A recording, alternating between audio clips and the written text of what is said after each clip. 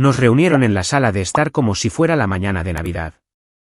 Pero en lugar de regalos, mi madre repartió documentos de herencia por valor de $31 millones. Mi hermano Quincy recibió la empresa. Mi hermana Bridget recibió la mansión frente al lago. Incluso mi hermano menor, Dustin, recibió 3 coches de lujo. Entonces mi madre se volvió hacia mí. Y las palabras que salieron de su boca destruyeron todo lo que había creído sobre mi vida durante 32 años. Mi nombre es Roland, y necesito contarles lo que sucedió ese día porque lo cambió absolutamente todo. Las personas sentadas en esa habitación no eran extraños. Eran los rostros que había visto cada mañana en el desayuno durante décadas. Mi madre, Patricia, llevaba su característico collar de perlas con ese vestido azul marino que guardaba para ocasiones importantes. Mi padre, Gordon, se ajustaba las gafas como siempre hacía cuando estaba nervioso. Mi hermano mayor, Quincy, ya estaba revisando su teléfono para ver los precios de las acciones, incluso durante las reuniones familiares. Mi hermana Bridget, perfectamente serena con su esposo Thomas a su lado, y mi hermano menor, Dustin, que por una vez no estaba haciendo bromas. Nos habían convocado a esta reunión con 3 semanas de antelación. Despejen sus agendas, había dicho Patricia en ese tono que significaba que no era una petición. 15 de marzo, a las 2 en punto. Su padre y yo tenemos asuntos familiares importantes que discutir. Había conducido desde Milwaukee esa mañana, dejando mi clínica veterinaria en las capaces manos de mi personal. Durante todo el viaje, había estado pensando que se trataba de la salud de papá. Había tenido un episodio cardíaco menor 2 meses antes. Nada grave, pero lo suficiente como para asustarnos a todos.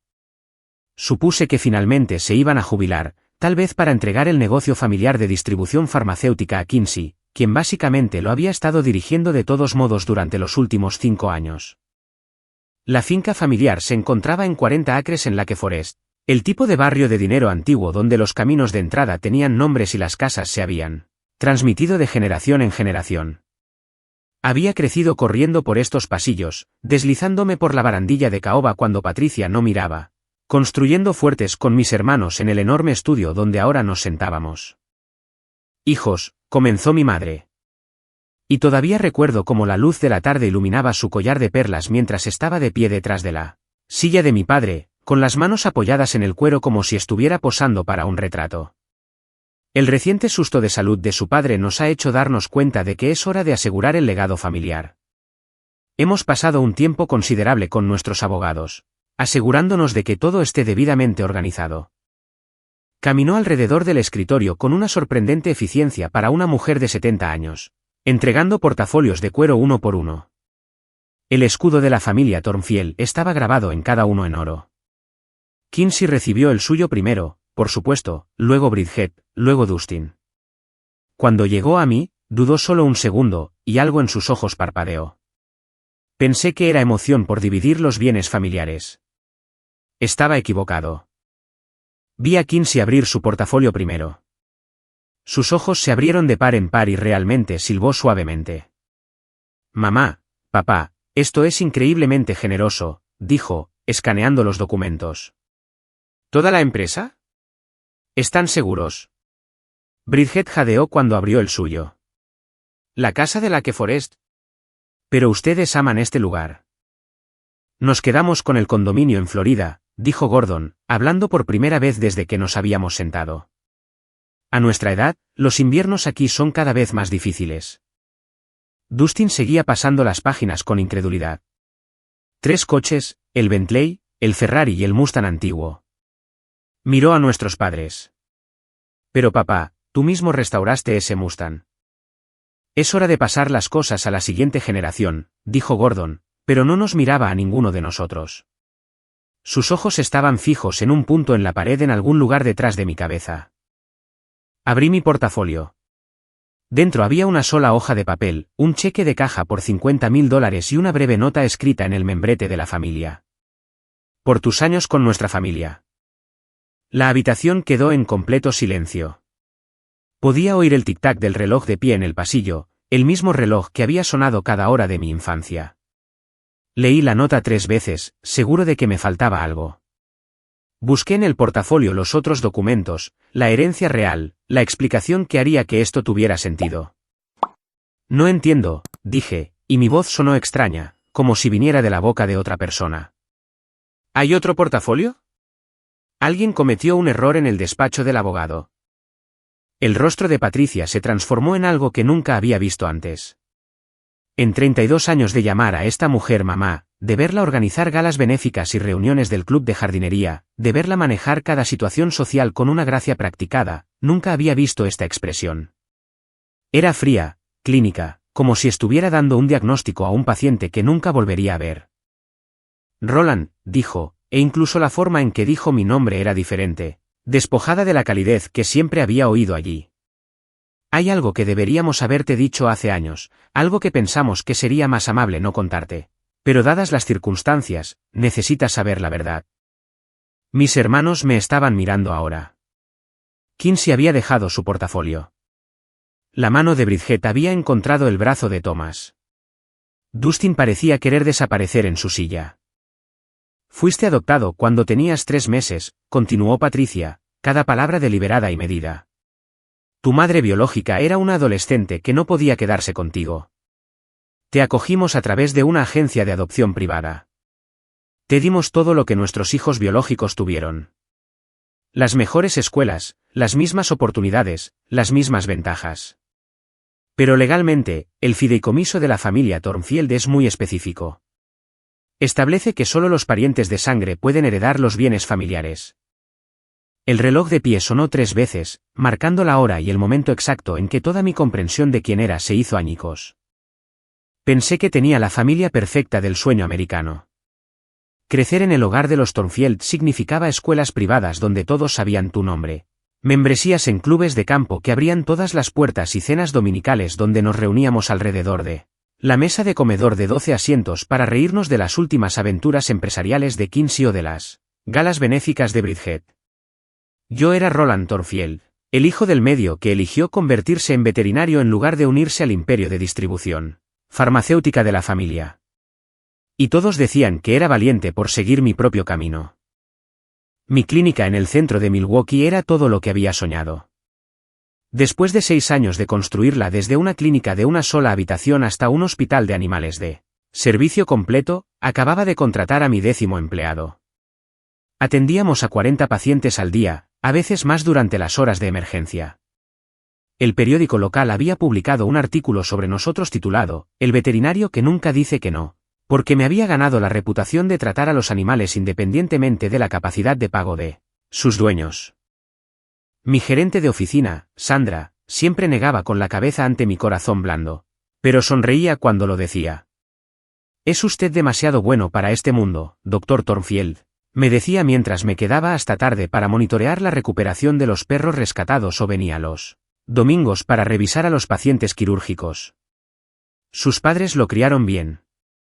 Esas palabras resonarían en mi mente más tarde, adquiriendo una ironía amarga que no podría haber imaginado entonces. Pero en ese momento, llevaba el nombre Thornfield con un orgullo tranquilo. No el orgullo ostentoso que Kinsey mostraba cuando cerraba tratos millonarios, sino la satisfacción constante de saber que estaba ayudando a criaturas que no podían ayudarse a sí mismas mientras seguía siendo parte de algo más grande, algo establecido, algo permanente. Mi novia, Melanie, entendía esto de mí. Daba clases de jardín de infancia en una escuela pública en un barrio difícil, eligiendo trabajar donde más se la necesitaba en lugar de en la prestigiosa academia privada que había intentado reclutarla. Nos habíamos conocido en una recaudación de fondos benéfica que mi madre había organizado 2 años antes. Melanie había estado allí representando a su escuela, tratando de asegurar fondos para nuevos equipos de patio de recreo. Yo había estado allí porque Patricia esperaba que todos sus hijos asistieran para presentar el Frente Unido de los Thornfield que era tan importante para ella. No eres como el resto de ellos, había dicho Melanie en nuestra primera cita de verdad, después de que hubiéramos escapado de la sofocante recaudación de fondos para comer hamburguesas en un antro local. Tienes su refinamiento, pero nada de su presunción. Habíamos estado hablando de matrimonio últimamente, conversaciones reales sobre cómo sería nuestro futuro. Quería hijos, al menos 3. Yo había crecido con hermanos y no podía imaginar criar a un hijo único. Incluso habíamos conducido por los barrios mirando casas, imaginando dónde pondríamos un columpio. ¿Qué habitación sería el cuarto del bebé? Sueños normales, sueños simples, sueños verdaderos, pensaba. Todos los viernes, mantenía una tradición con mi padre, Gordon. Almuerzo en su club privado, la misma mesa con vistas al campo de golf, el mismo camarero que le había estado sirviendo durante 20 años. Gordon pedía su salmón a la parrilla de siempre, yo pedía el sándwich del club, y hablábamos de todo excepto del negocio familiar. Sabes, Roland, había dicho apenas 2 semanas antes de esa fatídica reunión familiar, puliendo sus gafas con ese hábito nervioso suyo, siempre has sido diferente de tus hermanos. Más compasivo, más genuino. Es lo que te hace especial. Había sonreído ante eso, pensando que se refería a mi elección de carrera, a mi decisión de sanar en lugar de perseguir márgenes de beneficio y cuotas de mercado. Alguien en esta familia tiene que tener alma, ¿verdad, papá? Él se había reído, pero la risa no había llegado a sus ojos. Ahora, entendía por qué. Mi madre, Patricia, dirigía la casa como si todavía fuera la directora ejecutiva que había sido antes de casarse con mi padre. Todo tenía su lugar. Cada tradición tenía su propósito. Cada miembro de la familia tenía su papel que desempeñar. Me llamaba todos los domingos exactamente a las 7 de la tarde, ni un minuto antes ni después. Roland, cariño, había dicho durante esa última llamada antes de la reunión, no te olvides del próximo sábado. Es importante. Tu padre y yo hemos estado planeando algo especial. Queremos que todos nuestros hijos estén allí. Todos nuestros hijos. La frase había parecido tan natural entonces, tan obvia. Por supuesto, yo era uno de sus hijos. Tenía su vena terca. Todo el mundo lo decía. Tenía la naturaleza reflexiva de mi padre. Recordaba haber aprendido a andar en bicicleta en el largo camino de entrada de la finca. Gordon corriendo a mi lado, Patricia animando desde los escalones de la entrada. Recordaba las mañanas de Navidad cuando todos corríamos escaleras abajo juntos, Kinsey tratando de mantener su dignidad de hermano mayor, mientras Bridget, Dustin y yo abríamos los regalos como animales salvajes. Recordaba sentirme seguro, sentirme amado, sentirme como si perteneciera a algo que duraría para siempre. Qué equivocado había estado sobre todo lo que importaba. La reunión familiar especial estaba programada para el 15 de marzo, una fecha que ahora está grabada en mi memoria como una marca de fuego. Todos nos reunimos en el estudio con paneles de caoba de la finca de mis padres, la misma habitación donde Gordon me había enseñado a jugar al ajedrez cuando tenía 7 años, donde me había escondido detrás del sofá de cuero durante las tormentas eléctricas, donde habíamos tomado cada foto familiar de Navidad durante 3 décadas. Kinsey había volado desde Nueva York en su jet de la compañía, luciendo como el ejecutivo corporativo que era con su traje de $3,000. Bridget llegó desde Chicago con su esposo Thomas, su perfección intacta a pesar del viaje de 3 horas. Incluso Dustin se había presentado sobrio y a tiempo, un milagro menor que Patricia notó con un asentimiento de aprobación. Hijos, comenzó mi madre, de pie detrás de la silla de mi padre con las manos perfectamente posicionadas sobre el cuero. El reciente susto de salud de su padre nos ha hecho darnos cuenta de que es hora de asegurar el legado familiar. Repartió los portafolios de cuero con una precisión practicada. Cuando abrí el mío para encontrar solo ese único cheque y la breve nota, la temperatura en la habitación pareció bajar 20 grados. No entiendo, dije, mi voz apenas funcionando. ¿Hay otro portafolio? ¿Alguien cometió un error en el despacho del abogado? La transformación de Patricia fue instantánea y completa. La mujer que me había besado la frente 10.000 veces, que me había cuidado durante una neumonía cuando tenía 12 años, que había llorado en mi graduación de la escuela de veterinaria, simplemente desapareció. En su lugar había una extraña con el rostro de mi madre. Roland, hay algo que deberíamos haberte dicho hace años. Fuiste adoptado cuando tenías 3 meses. Tu madre biológica era una adolescente que no podía quedarse contigo. Te acogimos, te dimos todo, pero legalmente no tienes derecho al patrimonio de los Thornfield. Las palabras me golpearon como golpes físicos. Adoptado. 3 meses. Sin derecho. Cada frase reescribió 32 años de mi vida en tiempo real. Gordon finalmente me miró, sus ojos azules y acuosos apenas se encontraron con los míos antes de apartarse. Sí que nos preocupamos por ti, hijo, pero el fideicomiso familiar establece específicamente solo parientes de sangre. Los abogados fueron muy claros sobre esto cuando revisamos todo. Me están diciendo esto ahora, mi voz se elevaba, quebrándose como la de un adolescente. Después de 32 años, me están diciendo esto ahora. Kinsey se aclaró la garganta, moviéndose incómodamente en su silla. Mamá, papá, esto es una locura. Roland es nuestro hermano. Siempre ha sido nuestro hermano. No de sangre, dijo Patricia bruscamente, su tono cortando la protesta de Kinsey. Nunca fuiste realmente uno de nosotros, Roland. Te dimos una buena vida, la mejor educación, oportunidades con las que la mayoría de la gente sueña. Ese cheque debería ayudarte a hacer la transición a tu nueva realidad. Transición.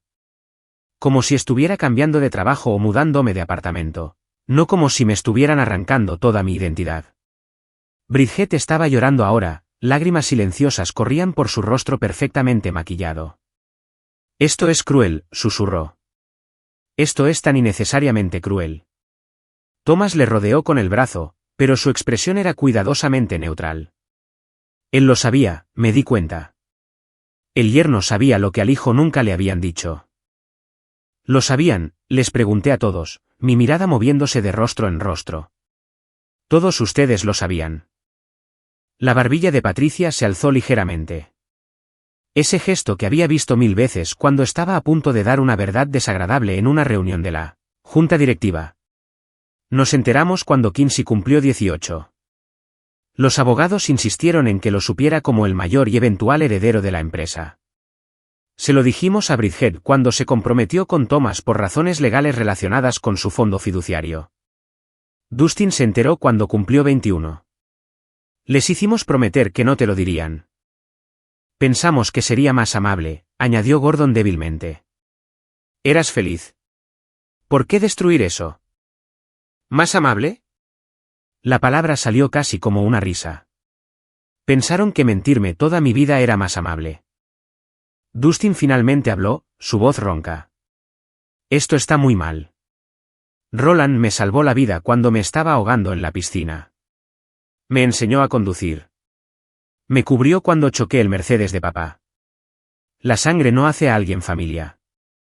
La ley no está de acuerdo, dijo Patricia fríamente. Y $50.000 es más que generoso considerando que no teníamos ninguna obligación legal de darte nada. ¿En absoluto? Me quedé allí, con las manos temblando, viendo cómo todo mi pasado se reescribía. Cada vacación familiar en la que me había preguntado por qué me veía diferente en las fotos. Cada vez que Patricia presentaba a sus hijos y dudaba microscópicamente antes de mi nombre. Cada amigo de la familia que había comentado que debía parecerme a algún pariente lejano porque no me parecía en nada a mis hermanos. Salgan, dije en voz baja. Perdona, las cejas de Patricia se alzaron. Dije que salgan. Esta es también la casa de mi familia, o lo era hasta hace 5 minutos. Merezco 5 minutos para procesar que toda mi vida ha sido una mentira. Así que, salgan. Todos ustedes, ahora. Salieron lentamente, Kinsey apretándome el hombro al pasar. Bridget sollozando abiertamente, Dustin murmurando maldiciones en voz baja. Gordon se detuvo en la puerta. Sí que te quisimos, dijo en voz baja. Eso nunca fue una mentira. No respondí. No podía. Me quedé solo en ese estudio, rodeado de retratos de antepasados Thornfield que no eran mis antepasados. Historias de éxito que no eran mi legado. Un árbol genealógico del que acababan de podarme con precisión quirúrgica. Salí de esa casa sin despedirme, pasando junto a los retratos de los antepasados Thornfield en el pasillo, junto a las marcas en el marco de la puerta de la cocina donde Patricia había medido nuestras alturas cada cumpleaños, junto al piano donde había aprendido a tocar Chopin malamente. Mi coche sabía el camino a casa a Milwaukee, lo cual fue bueno porque no podía ver a través de las lágrimas que finalmente llegaron, violentas e imparables, en algún lugar cerca de la línea del condado. Melanie estaba corrigiendo exámenes cuando entré en nuestro apartamento. Echó un vistazo a mi cara y dejó caer su bolígrafo rojo. Roland, ¿qué pasó? ¿Es tu papá? ¿Le pasó algo a Gordon? No son mis padres, dije, las palabras sintiéndose extrañas en mi boca. Soy adoptado. Lo han sabido toda mi vida. Mis hermanos lo han sabido durante años. Todos lo sabían excepto yo. Me abrazó mientras sollozaba esa noche. El tipo de llanto que viene de que te arranquen el alma. El que te deja vacío y hueco cuando termina. Sigues siendo tú, susurró en mi cabello mientras yacíamos enredados en nuestra cama.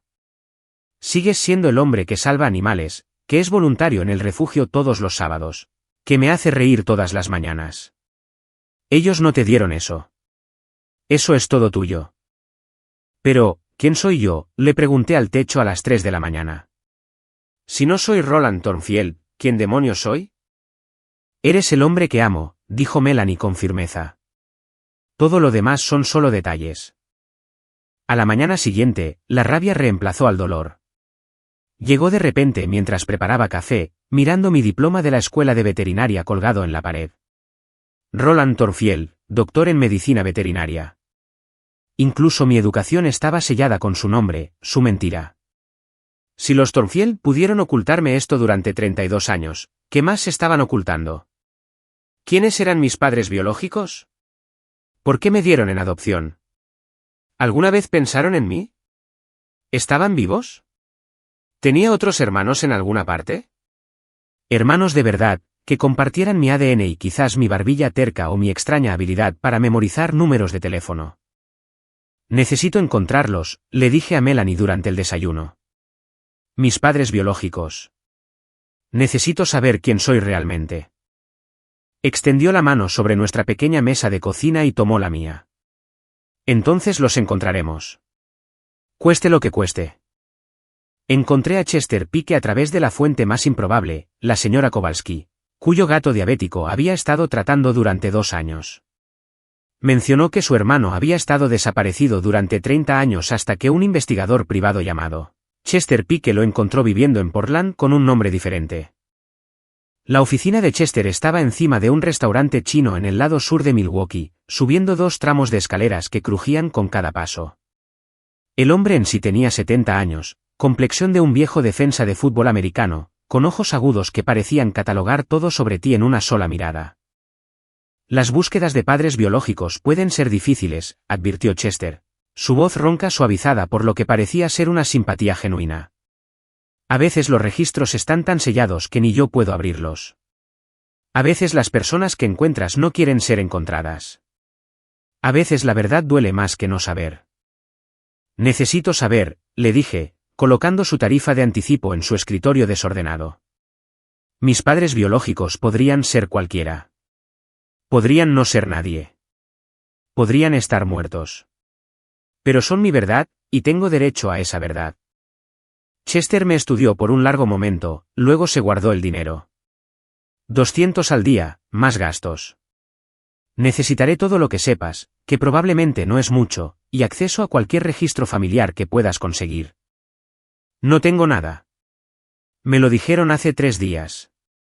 Dijeron que mi madre biológica era una adolescente que no podía quedarse conmigo. Pero eso podría ser otra mentira.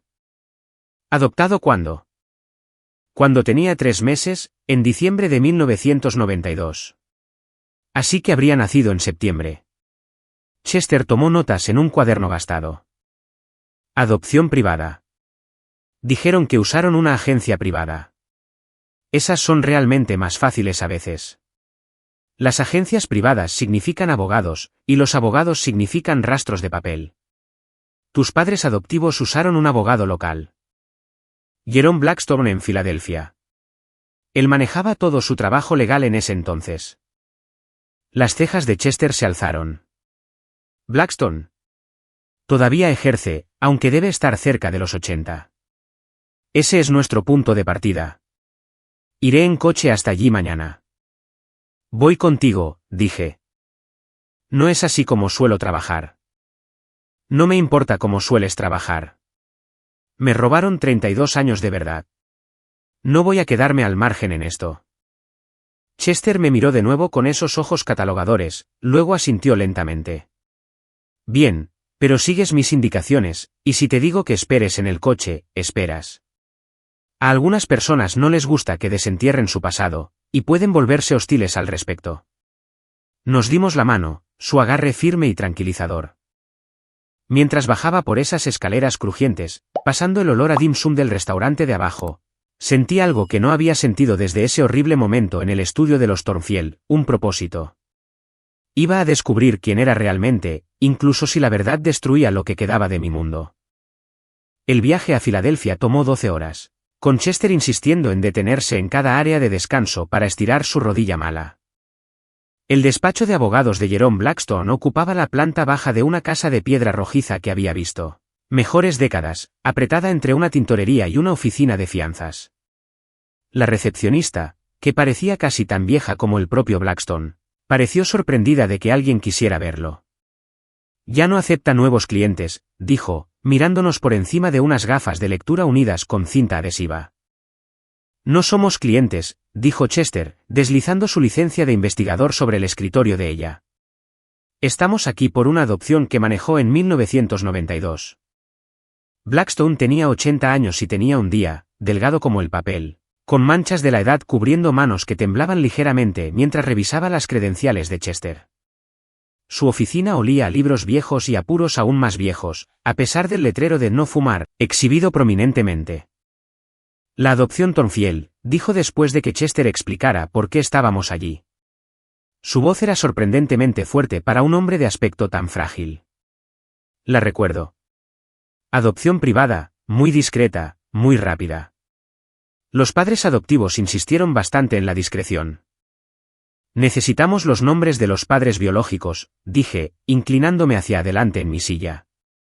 Blackstone me estudió con ojos acuosos. Tú eres el bebé. Tengo 32 años. Sigues siendo el bebé para mí. Yo mismo manejé esa adopción. La madre biológica fue muy específica sobre sus requisitos. La familia adoptiva tenía que tener dinero, tenía que tener otros hijos, tenía que aceptar una adopción cerrada sin contacto nunca. Pero usted tiene registros, presionó Chester. ¿Sabe quién era ella? Blackstone permaneció en silencio durante tanto tiempo que pensé que podría haberse quedado dormido con los ojos abiertos. Luego se levantó, moviéndose hacia un antiguo archivador que parecía pertenecer a un museo. Guardé todo, dijo, sacando una carpeta gruesa. Nunca tiró nada. Eso es lo que me enseñó mi padre. Nunca sabes cuándo el pasado vendrá a llamar. Colocó la carpeta en su escritorio y la abrió con cuidado, como si pudiera desmoronarse en polvo. Bebé varón, nacido el 3 de septiembre de 1992 en el Hospital Jefferson. El nombre de la madre era Penélope. Solo Penélope en los documentos de renuncia, pero hice mi debida diligencia. Sacó otro papel. Penélope Vance, 19 años. Padre desconocido en el certificado de nacimiento, pero hubo pagos en efectivo. Pagos en efectivo significativos.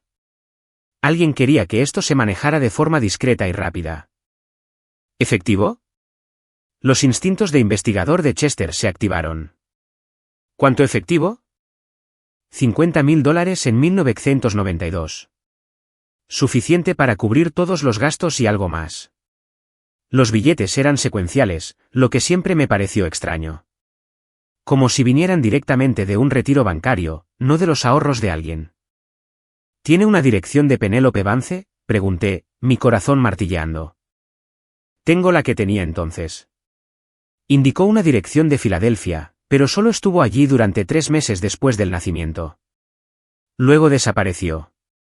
La tarjeta de Navidad que envié ese año fue de vuelta marcada como, ya no vive en esta dirección. Chester estaba tomando fotos de cada documento con su teléfono. ¿Le importa si hacemos copias? Llévate todo el archivo, dijo Blackstone, empujándolo hacia nosotros.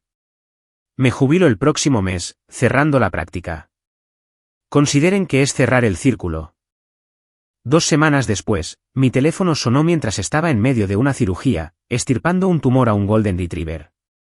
Mi asistente lo sostuvo para que pudiera ver el nombre de Chester en la pantalla. Dile que le devolveré la llamada, dije, concentrándome en el delicado trabajo. Dice que es urgente, dijo ella. Dice que necesitas escuchar esto ahora. Hice que lo pusiera en altavoz.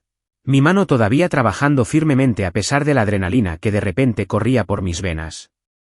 Chester, estoy en cirugía. ¿Qué pasa?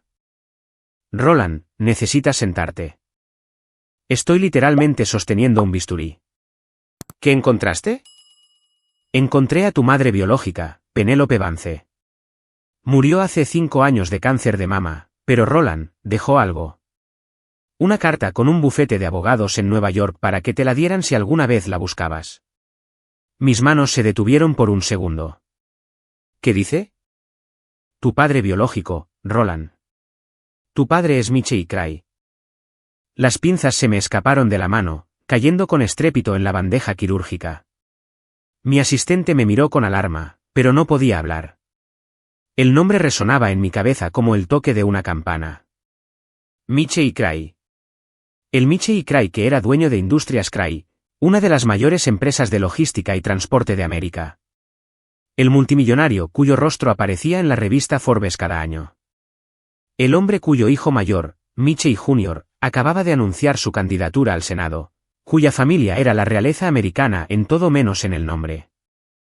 Chester siguió hablando a través del altavoz, su voz llenando la sala de cirugía. La carta lo explica todo. Penélope tenía 19 años, trabajaba como becaria en su empresa. Tuvieron una aventura. Cuando se quedó embarazada, él le pagó para que desapareciera, para que te diera en adopción, pero ella siguió la pista de a dónde fuiste. Sabía que los Thornfield te tenían. Él sabe de mí, logré preguntar, mi profesionalismo de alguna manera manteniendo mi mano firme mientras reanudaba la cirugía. Esa es la cuestión, Roland. Según la carta de Penélope, sí lo sabe. Siempre lo ha sabido. Y escucha esto, el contrato de distribución más grande de farmacéuticos Thornfield es con Industrias Cray. Lo ha sido durante 20 años, el mismo año que cumpliste 12, cuando habrías empezado a hacer preguntas reales sobre el parecido familiar. La reunión con Michelle Cray se fijó para el martes siguiente en su sede corporativa en Chicago. Una torre de vidrio y acero que arañaba las nubes. Me senté frente a él en su oficina del último piso, la ciudad extendiéndose bajo nosotros como un reino, y vi mi propio rostro reflejado en el suyo 30 años en el futuro. Los mismos ojos verdes, la misma barbilla terca, la misma forma de tamborilear los dedos en el escritorio al pensar. Tu madre era especial, dijo en voz baja, su voz cargada con el peso de un viejo arrepentimiento. Yo tenía 28 años, estaba casado, dirigiendo la empresa que mi padre construyó, y era un completo estúpido. Cuando Penélope me habló de ti, entré en pánico. Pensé que el dinero podría hacerlo desaparecer, hacerlo limpio, hacer como si nunca hubiera sucedido. En cambio, has estado observándome toda mi vida, dije, las piezas finalmente encajando. Los Thornfield necesitaban un contrato de distribución para mantenerse a flote a finales de los 90. Yo necesitaba saber que estabas bien. Parecía un arreglo perfecto. Ellos obtuvieron su contrato. Yo obtuve actualizaciones trimestrales sobre tu vida disfrazadas de reuniones de negocios con Gordon. Así que compraste mi exilio, dije, la ira creciendo de nuevo. Cuando Patricia quiso que me fuera, les pagaste para que destruyeran mi vida. La mandíbula de Michelle se tensó de la misma manera que la mía cuando estaba a la defensiva. Patricia se volvió codiciosa hace 6 meses. Sabía quién eras realmente, lo dedujo de unas fotos antiguas en una cena de negocios. Amenazó con hacer público lo tuyo a menos que la ayudara financieramente y me asegurara de que nunca tuvieras un reclamo legal sobre la fortuna de ninguna de las dos familias. Iba a destruir la carrera política de mi hijo, la reputación de mi familia, todo lo que habíamos construido. Así que los elegiste a ellos por encima de mí, otra vez. No, dijo Michelle con firmeza, levantándose y moviéndose hacia la ventana. Elegí proteger a toda mi familia, incluyéndote a ti. La clínica veterinaria que abriste, ¿quién crees que fue tu inversor ángel anónimo? ¿Esa beca para la escuela de veterinaria que apareció justo cuando la necesitabas? ¿La repentina disponibilidad de ese edificio perfecto para tu clínica a un alquiler por debajo del mercado? ¿El benefactor misterioso que cubre las facturas de cada animal cuyo dueño no puede pagar? Mi mundo se inclinó de nuevo. Cada golpe de suerte que había pensado que me había ganado, cada oportunidad que había tenido, había sido él moviendo hilos desde las sombras. Ya no necesito tu protección, le dije, poniéndome de pie para enfrentar a mi padre por primera vez. Pero ya no seré el secreto de nadie. Tus otros hijos merecen saber que tienen un hermano. Tu esposa merece la verdad. Michei envejeció 10 años en ese momento. La carrera política de mi hijo será destruida. El escándalo lo arruinará todo. Entonces que lo arruiné todo. He pasado 32 años viviendo una mentira. No pasaré otro día haciéndolo. Llegamos a un compromiso que nos sorprendió a ambos. Yo no lo haría público, pero Michei me reconocería en privado ante su familia. Su esposa, Rebecca, notablemente ya sospechaba algo. Siempre me pregunté por las donaciones a organizaciones benéficas veterinarias, dijo cuando nos conocimos una semana después. A Michei ni siquiera le gustan los perros, pero de repente está financiando hospitales de animales por todo el Medio Oeste. Mis medio hermanos lo tomaron de manera diferente. Michei Jr. estuvo furioso al principio, luego curioso, luego extrañamente protector.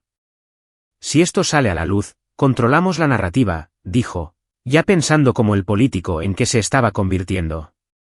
Hermano perdido hace mucho tiempo se reúne con su familia. Historia del sueño americano. Los gemelos, Sara y Samuel, ambos de 25 años, estaban fascinados. Siempre quisimos un hermano mayor, dijo Sara. Michei Jr. no cuenta porque es aburrido. La más joven, Catherine, de solo 21 años, simplemente me abrazó. ¿Significa esto que puedes enseñarme a conducir? Porque todos los demás en esta familia son terribles en eso. En cuanto a los Tonfield, su empresa quebró 6 meses después cuando Industrias Cray retiró sus contratos. Patricia me llamó una vez, llorando sobre cómo los destruí. Ustedes nos destruyeron primero, le dije. Tuvieron 32 años para decirme la verdad. Eligieron la codicia en su lugar. Kinsey, Bridget y Dustin se pusieron en contacto por separado. Estamos reconstruyendo lentamente. Siguen siendo mis hermanos en todos los sentidos que importan, incluso si el veneno de Patricia intentó destruir eso. Dustin vive conmigo ahora, recuperándose de su adicción, trabajando en mi clínica, aprendiendo que la familia no se trata de sangre, ni de dinero, ni de nombres en fondos fiduciarios. Pero el verdadero regalo llegó cuando conocí a Eleanor Cray, la madre de Michei, mi abuela, de 93 años y tan aguda como un bisturí quirúrgico. Siempre quise otro nieto, dijo, dándome palmaditas en la mano con dedos que se sentían como corteza de abedul. Especialmente uno que salva animales en lugar de enviar cajas por todo el mundo. Sacas tu amabilidad de Penélope. La conocí una vez, ¿sabes?, antes de que nacieras. Tenía el alma más gentil, igual que tú. Mi clínica está prosperando. Melanie y yo nos casamos la primavera pasada en una pequeña ceremonia con Chester Pike como mi padrino y todos, mis hermanos, ambos grupos, presentes. Michei me acompañó al altar, una inversión de roles que lo hizo llorar. Los Tonfield no fueron invitados, pero escuché que Patricia observó desde el otro lado de la calle, de pie bajo la lluvia como un fantasma de la madre que nunca fue realmente. De pie allí, rodeado de mi verdadera familia, la que elegí y la que encontré, me di cuenta de algo profundo. Los Tonfield tenían razón en una cosa. Nunca fui realmente uno de ellos. Siempre estuve destinado a algo diferente, algo mejor, algo verdadero. La sangre en tus venas no te hace familia. El amor en tu corazón sí. A veces, perder todo lo que pensabas que eras es la única manera de descubrir quién eres realmente. El cheque de $50.000 de los Tonfield. Lo enmarqué, nunca lo cobré. Cuelga en mi oficina junto a una foto mía a los 3 meses de edad, debajo de una pequeña placa que dice, el precio de la verdad siempre vale más que el costo de las mentiras. Mi nombre es Roland Cray. Lo cambié legalmente el mes pasado, no porque quisiera la fortuna de Michei, sino porque quería mi verdad. Los Tonfield enviaron una carta de cese y desistimiento sobre el uso de su nombre de todos modos, a la que el bufete de abogados de mi medio hermano respondió alegremente con una foto de mi nueva licencia de conducir. Si has llegado hasta aquí en mi historia, sabes que la familia no se trata de ADN, ni de herencia, ni del nombre que llevas. Se trata de quién aparece cuando tu mundo se desmorona y quién te ayuda a reconstruirlo más fuerte y más honesto que antes. Gracias por escuchar mi historia. Si resonó contigo, si alguna vez te has sentido como si no pertenecieras, como si estuvieras viviendo la verdad de otra persona, sabe que tu verdadera familia está ahí fuera, esperando a que la encuentres. A veces son las personas que te criaron. A veces son las personas que eliges, y a veces son las personas cuya sangre compartes. Pero siempre son las personas que te ven por quien realmente eres y te aman de todos modos. Si disfrutaste esta historia, por favor, pulsa el botón de me gusta, y compártela con alguien que necesite escucharla. Deja un comentario abajo sobre tus propias revelaciones familiares o los momentos en que descubriste quién eres realmente. Y no olvides suscribirte al canal para más historias reales que nos recuerdan a todos que las mayores sorpresas de la vida a menudo conducen a nuestras mayores transformaciones. Recuerda, eres más que las mentiras que se cuentan sobre ti. Eres más que los secretos que se te guardan. Eres exactamente quien estás destinado a ser. Y eso es suficiente. Eso es más que suficiente. Eso lo es todo.